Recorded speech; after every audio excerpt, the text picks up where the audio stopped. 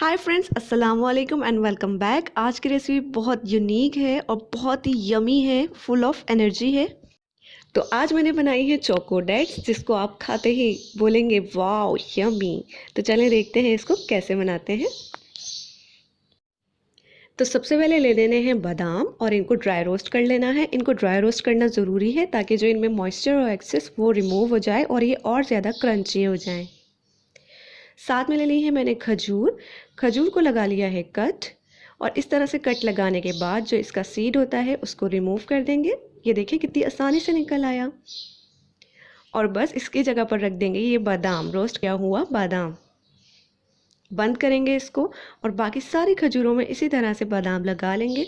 बहुत ही फ्लेवरफुल हो जाएंगी खजूरें और इसको आप बहुत ही पसंद करेंगे। इसकी एक बाइट लेते ही आपके मुंह से बेख्तियार निकल पड़ेगा, वाओ यम्मी। ये देखिए मैंने सारी खजूरों में लगा लिए हैं बादाम। और अब मैंने ले ली है चॉकलेट।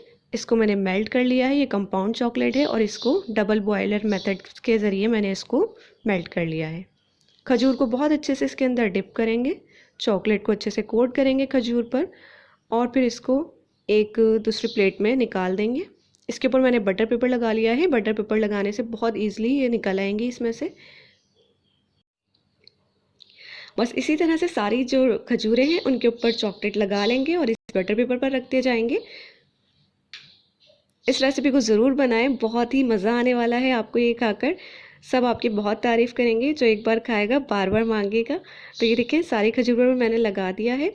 आप चाहें तो इसके ऊपर कलरफुल स्प्रिंकल्स भी लगा सकते हैं इसी टाइम पर, और बस फिर इसको रेफ्रिजरेट कर देना है आधे घंटे के लिए।